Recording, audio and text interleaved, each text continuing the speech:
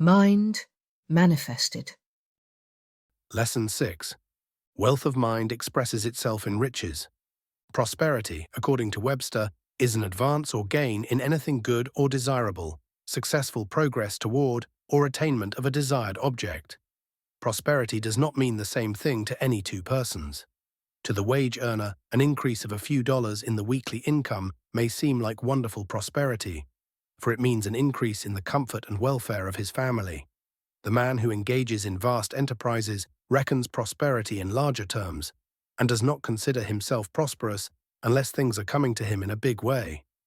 Between these extremes are many ideas of prosperity, which shows quite plainly that prosperity is not in the possession of things, but in the recognition of supply, and in the knowledge of free and open access to an inexhaustible storehouse of all that is good or desirable. In the great mind of God, there is no thought of lack, and such a thought has no rightful place in your mind. It is your birthright to be prosperous, regardless of who you are or where you may be. Jesus said to all men, "Seek ye first his kingdom and his righteousness, and all these things shall be added unto you." This does not mean that if you belong to a certain church, you will be prospered, for righteousness is not conforming to some particular religious belief, but to the law of right thinking, regardless of creed, dogma, or religious form. Get into the prosperity thought, and you will demonstrate prosperity. Cultivate the habit of thinking about abundance everywhere present, not only in the forms of imagination, but in forms without. Jesus did not make a separation between the two as though they were at enmity. He said, "Render therefore unto Caesar the things that are Caesar's, and unto God the things that are God's." Put things in their right relation, the spiritual first and the material following, each where it belongs, and render to each its own. Realize first of all that prosperity is not wholly a matter of capital or environment, but a condition brought about by certain ideas that have been allowed to rule in the consciousness. When these ideas are changed, the conditions are changed in spite of environment and all appearances, which must also change to conform to the new ideas.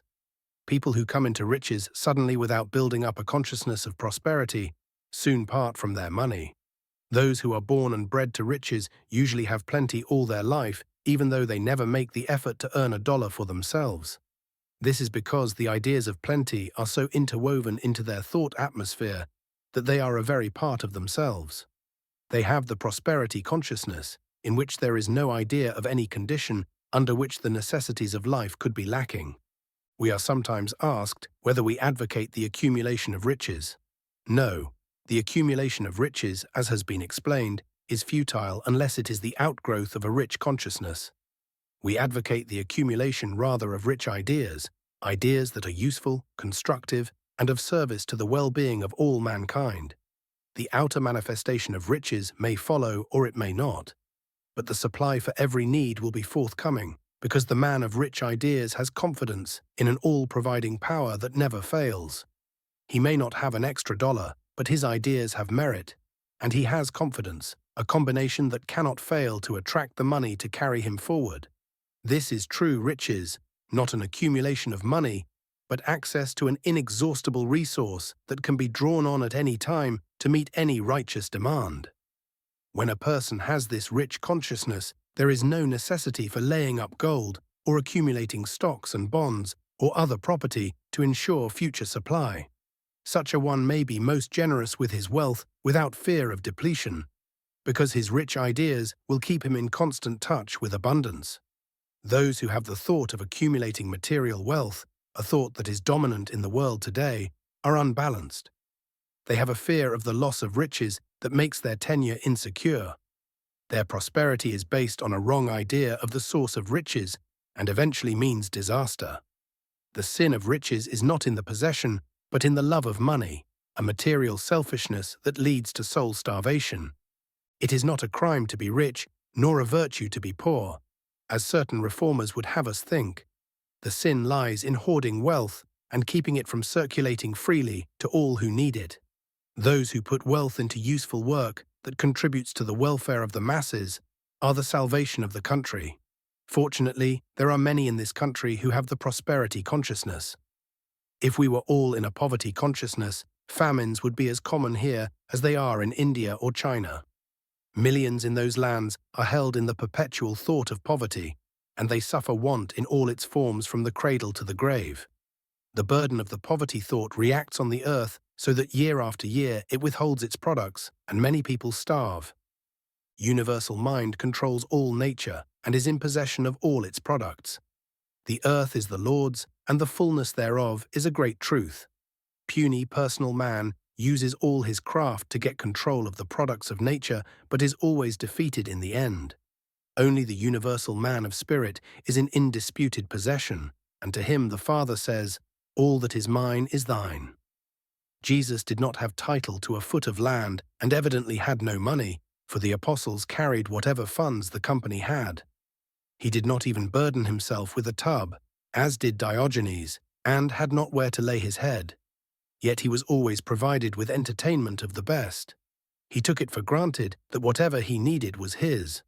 The fish carried his pocketbook, and the invisible ethers furnished the sideboard from which he handed out food for thousands. He was rich in every way, for he had the prosperity consciousness, and proved that the earth with all its fullness does belong to the Lord, whose righteous sons are heirs to and in possession of all things. The anxious thought must be eliminated, and the perfect abandon of the child of nature assumed. And when to this attitude you add the realization of unlimited resources, you have fulfilled the divine law of prosperity. The imagination is a wonderful creative power. It builds all things out of the one substance. When you associate it with faith, you make things just as real as those that God makes, for man is a co-creator with God. Whatever you form in the mind and have faith in will become substantial. Then you should be on guard as regards what you put your faith in. If it is material forms, shadows that cease to be as soon as your supporting thought is withdrawn from them, you are building temporary substance that will pass away and leave you nothing. Put your faith in the real, or, as Jesus told his disciples, have faith in God. The real search of all people is for God. They may think they are looking for other things, but they must eventually admit that it is God they seek. Having once felt his presence within them, they are keenly conscious that only God can satisfy. The place where we meet God should be made so sure and so pure that we can never mistake his voice or be hidden from his face. This place we know as the mind, the inmost recess of the soul, the kingdom of the heavens within us. It is not sufficient, however, to sit down and hold thoughts of abundance without further effort. That is limiting the law to thought alone, and we want it to be fulfilled in manifestation as well. Cultivating ideas of abundance is the first step in the process. The ideas that come must be used. Be alert in doing whatever comes to you to do, cheerful and competent in the doing, sure of the results, for it is the second step in the fulfilling of the law. You can do anything with the thoughts of your mind. They are yours and under your control. You can direct them, coerce them, hush them, or crush them. You can dissolve one thought and put another in its stead. There is no other place in the universe where you are the absolute master. The dominion given you as your divine right is over your own thoughts only. When you fully apprehend this and begin to exercise your God-given dominion, you begin to find the way to God, the only door to God, the door of mind and thought. If you are fearful that you will not be provided with the necessities of life for tomorrow, next week, or next year, or for your old age, or that your children will be left in want, deny the thought. Do not allow yourself for a moment to think of something that must be outside the realm of all careful, all providing good. You know even from your outer experience that the universe is self-sustaining and that its equilibrium is established by law. The same law that sustains all sustains you as a part.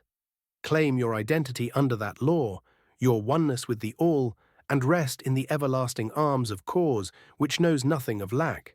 If you are in a condition of poverty, this attitude of mind will attract to you opportunities to better your condition.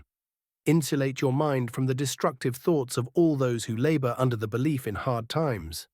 If your associates talk about the financial stringency, affirm all the more persistently your dependence on the abundance of God. By doing this, you place yourself under a divine law of demand and supply that is never influenced by the fluctuations of the market or the opinions of men. Every time you send out a thought of wholehearted faith in the I am part of yourself, you set in motion a chain of causes that must bring the results you seek. Ask whatsoever you will in the name of the Christ, the I am, the divine within, and your demands will be fulfilled. Both heaven and earth will hasten to do your bidding. But when you have asked for something, be on the alert to receive it when it comes. People complain that their prayers are not answered when, if we knew the truth, they are not awake to receive the answer when it comes. If you ask for money, do not look for an angel from the skies to bring it on a golden platter, but keep your eyes open for some fresh opportunity to make money, an opportunity that will come as sure as you live. These are some tangible steps along the way to the larger manifestation you desire. No one is ever given the keys to the Father's storehouse of wealth until he has proved his faith and his reliability. Then he may go in and pass out the goods freely. If the men of the world, with their selfish ideas of mine and thine, were given the power, without a thorough mental cleansing, of instantly producing whatever they desire, they would undoubtedly practice still greater oppressions on their fellows, and existing conditions would not be improved.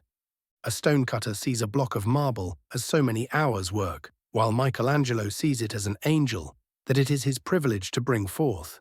This is the difference between those who see the material world as so much matter and those who look on it with the eyes of mind and the imagination that works toward perfection.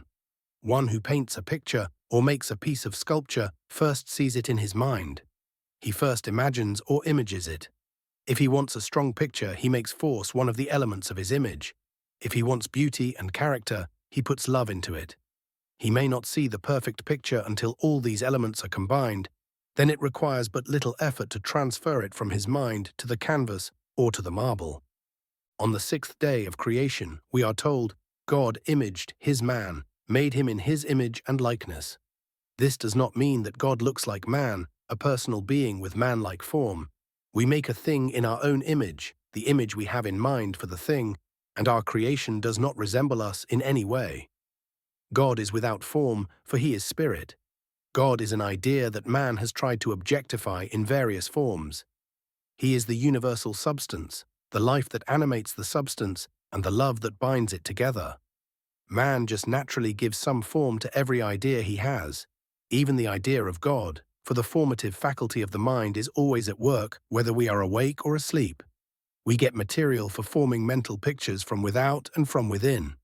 This imaging or formative power of the mind could not make anything unless it had the substance out of which to form it.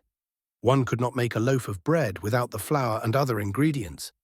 Yet with all the ingredients at hand, one could not make a loaf unless one had the power of imaging the loaf in one's mind.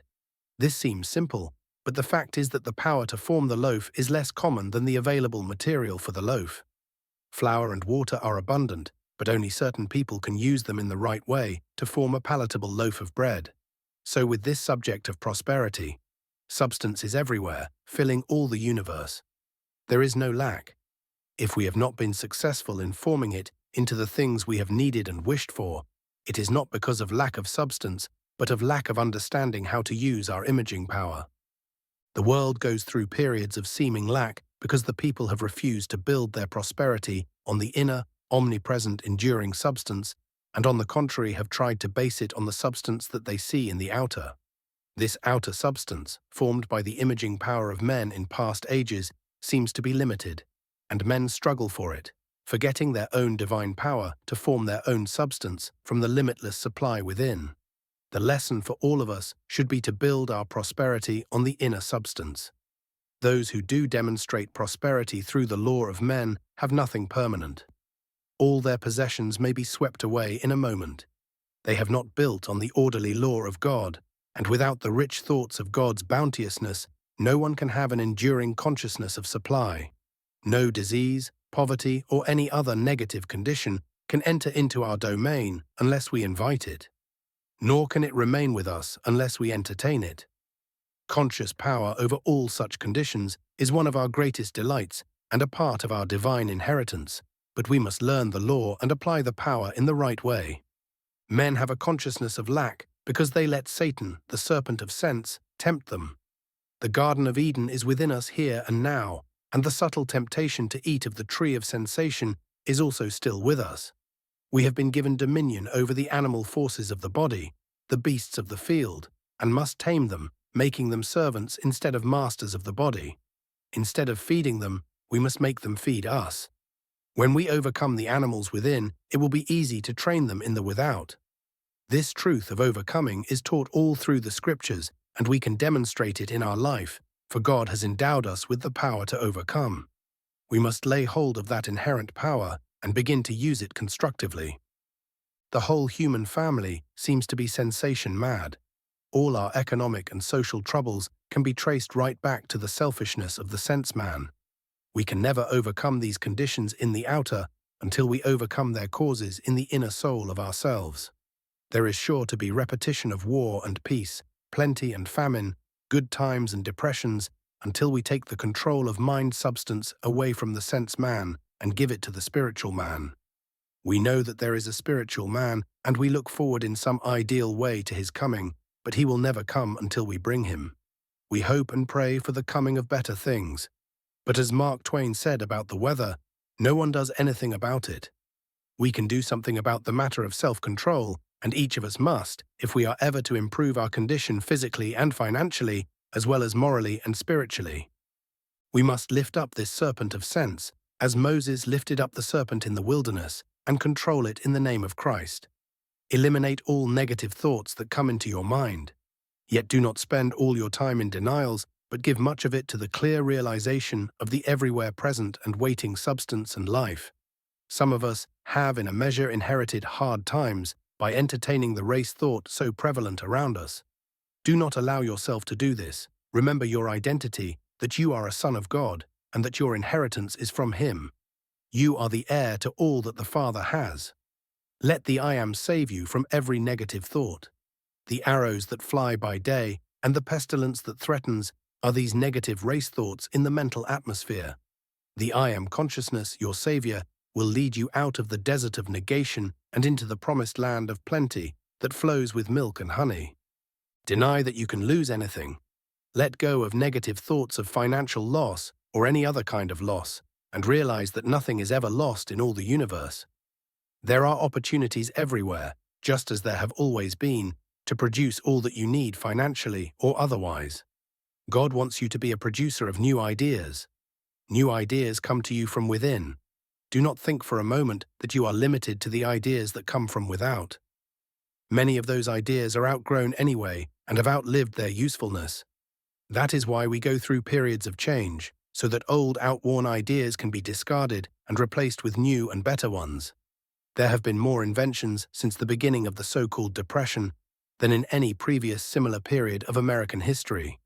This shows that new ideas are within man, just waiting to be called out and put into expression.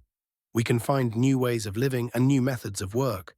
We are not confined to the ways and methods of the past. When we commune with the Spirit within and ask for new ideas, they are always forthcoming. When these ideas from within us are recognized, they go to work and come to the surface. Then all the thoughts we have ever had, as well as the thoughts of other people, are added to them, and new things are quickly produced. Let us quit slavishly depending on someone else for everything and become producers, for only in that direction lies happiness and success. Let us begin to concentrate on this inner man, this powerful man who produces things, who gets his ideas from a higher dimensional realm, who brings ideas from a new territory, the land of Canaan. What kind of character are you giving to this inner substance by your thoughts? Change your thought and increase your substance in the mind, as Elisha increased the oil for the widow. Get larger receptacles and plenty of them. Even a very small idea of substance may be added to and increased. The widow had a very small amount of oil, but as the prophet blessed it, it increased until it filled every vessel she could borrow from the neighbors. We should form the habit of blessing everything that we have. It may seem foolish to some persons that we bless our nickels, dimes, and dollars, but we know that we are setting the law of increase into operation. All substance is one and connected, whether in the visible or the invisible. The mind likes something that is already formed and tangible for a suggestion to take hold of. With this image, the mind sets to work to draw like substance from the invisible realm and thus increase what we have in hand. Jesus used the small quantity of loaves and fishes to produce a great quantity of loaves and fishes. Elisha used a small amount of oil to produce a great amount of oil.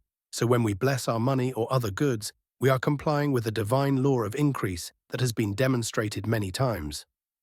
Another step in the demonstration of prosperity is the preparation of the consciousness to receive the increase. If we pray for rain, we should be sure that we have our umbrellas with us. You read in the 3D chapter of the 2nd Kings how Elisha caused the water to come from the invisible and fill trenches in the desert. But first, the trenches had to be dug in the dry ground. That required faith, but the kings had it, and they dug trenches all over a large valley, just as Elisha had commanded. It was through the understanding of Elisha, who knew the truth about the invisible substance, that this seeming miracle was accomplished. Yet the trenches had to be prepared, and you must prepare your consciousness for the inflow of the universal substance. It obeys the law of nature, just as does water or any other visible thing, and flows into the place prepared for it. It fills everything you hold in your mind, whether vessels, trenches, or your purse. It is not advisable to hold for too specific a demand. You might visualize $100 and get it when 1,000 was coming your way. Do not limit the substance to what you think you need or want. Rather broaden your consciousness and give infinite mind freedom to work, and every good and needful thing will be provided you. Make your statements broad and comprehensive so that your mind may expand to the infinite rather than trying to cram the infinite into your mind. Statements to broaden the mind and fill it with the richness of substance. Infinite wisdom guides me, divine love prospers me, and I am successful in everything I undertake. In quietness and confidence, I affirm the drawing power of divine love as my magnet of constantly increasing supply. I have unbounded faith in the omnipresent substance, increasing and multiplying at my word of plenty, plenty, plenty. Father, I thank Thee for unlimited increase in mind, money, and affairs. Mind manifested. Like and subscribe. I love you.